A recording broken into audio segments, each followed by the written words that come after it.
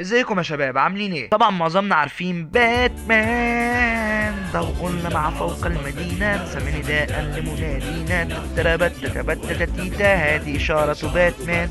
أنا آسف على التفاهة اللي حصلت من شوية دي، بس واضح من مقدمة الفيديو يعني اللي احنا هنتكلم النهاردة عن باتمان، واللي معروف كمان بالرجل الوطواط وفارس الظلام والمدمر والجامد والجاحد. واقسم بدين الله عايز بطل يقف قصادي.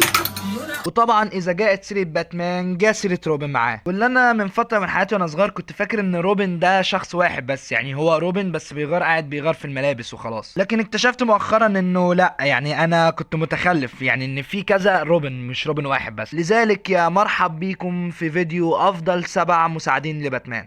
ايه الخرا اللي انا قلته ده؟ النهارده هنتكلم عن افضل 7 مساعدين لباتمان من غير الهري اللي انا قلته ده. والقايمه دي احب اقول لكم انها معموله يعني على وجهه نظر عبد لله، علشان كده يعني محدش يكتب لي في الكومنتات ده اقوى بسبب كذا وده اقوى بسبب كذا، يعني دي وجهة نظر انا، عندك وجهة نظر تانية ممكن تكتبها تحت في الكومنتات. المهم اسف ان انا طولت عليكم، ويلا بينا على الفيديو علشان تكونوا فاهمين بس الليسته هتبقى ماشيه ازاي. هتبقى ماشيه من الاسوأ للافضل، ويعني هو غالبا اصلا في القايمه دي يعني مفيش اسوأ وافضل، هم يعني كلهم حلوين بس بالنسبه لنا، يعني مش شرط ان في المركز السابع يكون وحش، لا هو حلو بس مش افضل من اللي في المركز السادس وهكذا. يعني نخش على المركز السابع واللي هو داميان وين، ولو ما تعرفش فهو ده ابن باتمان الوحيد، او يعني ابنه اللي هو شايل جينات باتمان حرفيا، مش زي بقيه اللي هم مش عارف اقول عليهم روبينات ولا روبنز، مش عارف يعني الروبن التانيين كانوا بيبقوا متبنيين، لكن ده ابنه. هتسالني سؤال ابنه من مين؟ يعني ده سؤال حلو وممكن انت ما سالتوش بس انا سالته عشان الفيديو. هقول لك ان هو ابنه من تاليا بنت راس الغول اللي هو عدو باتمان ده، وده اللي خلاني احطه في اخر مركز، لاني بحس ان هو يعني ملوش امان، هو يعني واحد متربي وسط الناس اللي بتكره باتمان اصلا، غير ان هم اصلا مربينه معاهم عشان لما يكبر يروح يخلص على باتمان. وعلى الرغم ان هو متربي مع عصابة راس الغول يعني على القتال والشجاعة ومش عارف ايه، بس برضك بحس ان هو اضعف واحد في روبن، يعني شعوره كده بحسه زي ساكورا اللي هي بتاعت ناروتو، لكن طبعا ما فيش حد اسوأ من ساكورا، هي اسوأ حاجة ملهاش اي لازمة. وده اظن عايد يعني لطفولته اللي هي متداس عليها بالشبشب حرفيا، لانه يا نص طفولته بيهرب مع عمه من عصابة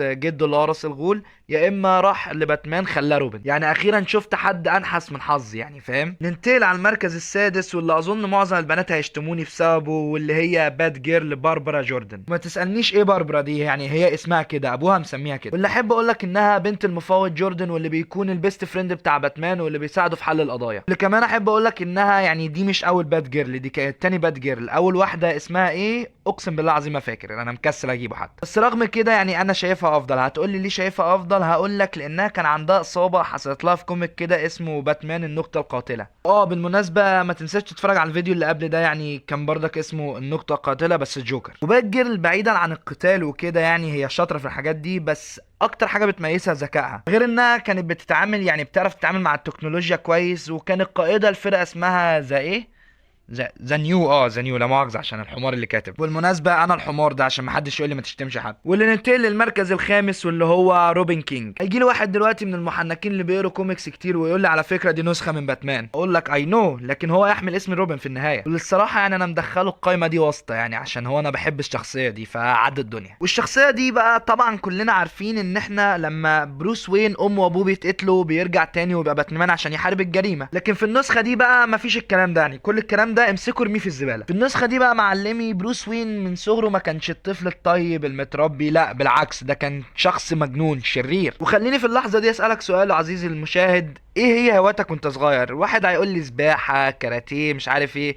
اهو ده بقى هواياته، كان بيحب يعذب الحيوانات. ومش كده وبس، لا ده كان بيحب كمان يصنع الاسلحه ويضرب الناس ويضايق مدرسين وبيعمل اي يعني فاضل له حبه ويخش النار. هتقول لي مفيش اسوأ من كده، هقول لك لا في اسوأ. احب اصدمك ان امه وابوه ما ماتوش على ايد الحرامي، بل بروس قتل الحرامي قبل ما امه وابوه يقتلوهم اصلا. لا والاسخم والاذل الفاجر القادر هو اللي قتل امه وابوه. لكن بعيدا عن كل اللي هو عمله ده بقى، بس الشخصيه كشخصيه وقوه ومش عارف ايه، فالشخصيه دي جامده قوي وده غير ذكائها، علشان كده انا حطيتها في المركز ده. ننتقل للمركز الرابع واللي هو تيم دريك روبن التالت. يعني روبن التالت او الاسم في البطاقه يعني تيم جيسون دريك، واللي بيعتبر زي ما قلت لكم تالت روبن اشتغل مع باتمان باتمان، وبالمناسبه هو ريد روبن، واللي قصته بتبدا ان امه وابوه واخدينه السيرك عشان يثبت ابوه لامه يعني ان السيرك مش خطر عليه. واللي مش عارف الصراحه يعني ايه اللي هيخوف في السيرك، يعني ده انا وانا صغير كنت ببيض عشان نخرج، واللي انا عذره بردك لان امه بتفكرني بامي قوي، يعني كنا نبقى مجهزين كل حاجه ومره واحده تقول لك والله ما انا خارجه، واللي بنيجي نقول لها يعني ليه يا حاجه كده، يعني ايه اللي حصل، تقول لي هو كده يعني كيفي كده انا مش خارجه. المهم ابوه وامه بيتصوروا مع الناس اللي هم العيله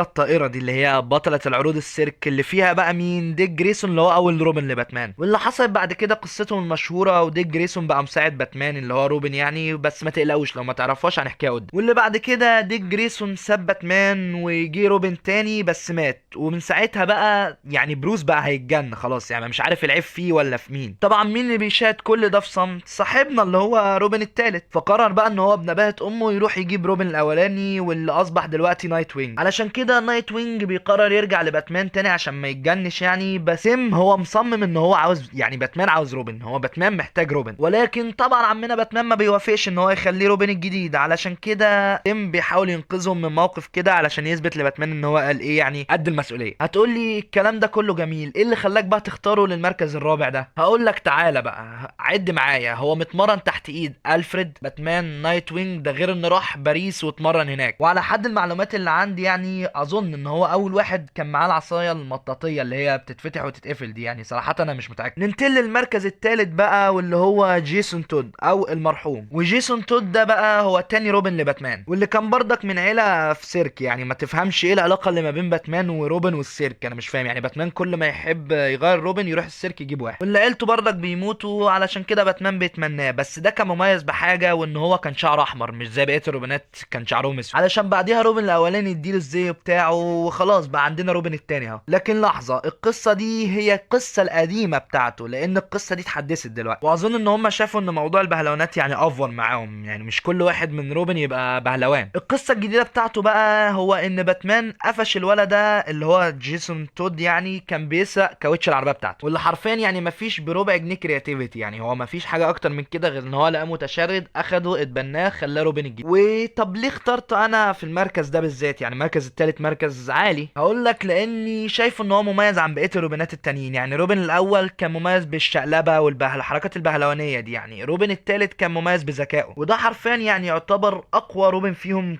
كقوة قتالية وجسدية والحاجات زي دي. بس مشكلته الوحيدة ان هو غضبان طول الوقت. بسبب الغضب ده الجوكر قدر يخلص عليه، علشان كده انا مسميه المرحوم. نخش على المركز التاني واللي هو الفريد، يعني المعروف لا يعرف، ده مش محتاج تعريف اصلا. ولو ما تعرفش قصته، فالفريد ده كان واحد في الجيش، يعني قائد في الجيش، واللي خلاه يشتغل خادم عند عيلة وين ان ابوه قبل ما يتكل على الله وصاه ان هو يشتغل معاهم. هتقولي طب ليه اخترته المركز التاني؟ اقول لك حرفيا ده اللي ربى بروس وين، ده اللي ربى باتمان، يعني شخص ربى حد طلع شبه باتمان. انت عاوز اختاره واحطه في المركز الاخير؟ ده غير ان هو بيساعد باتمان في كل شيء حرفيا، يعني ما ينفعش يبقى فيه باتمان وما فيش الفا. وننتقل للمركز الاول واللي هو ديك جريسون او نايت وينج، واللي احب اقول لك ان ديك جريسون ده هو اول روبن اشتغل مع باتمان، واللي حرفيا بعتبره ان هو روبن المتكامل، يعني في كل حاجه، قوه، شجاعه، الحركات البهلوانيه بتاعته، كل حاجه. ده غير ان انا شايفه ان هو اتغلب على بروس وين او باتمان يعني في شويه حاجات، زي ان هو ما وقفش حياته على الانتقام وبس، هو بس عاوز ينقذ الناس. غير ان هو كان قائد واحده من افضل فرق السوبر هيروز واللي هي التين تايتن، وبعديها ما يسكتش، لا يسيب التين تايتنز ويبقى من افضل شخصيات الابطال الخارقين بالنسبه لي، يعني اللي هو نايت وينج. جدعانه حرفيا الشخصيه دي جامده جدا، بس دي سي مش مديها حقها خالص. وبس هو ده الفيديو. انا عارف ان الفيديو طويل شويه، بس انا الفتره دي يعني بحاول ايه اطول من مده الفيديو شويه، فهل اكتبوا لي في الكومنتات يعني عاوزين الفيديوهات طويله زي ما هي ولا اقلل شويه. المهم ما تنساش تعمل لايك وسبسكرايب وتفعل زر الجرس وتتفرج على الفيديوهات اللي قبل دي، وسلام.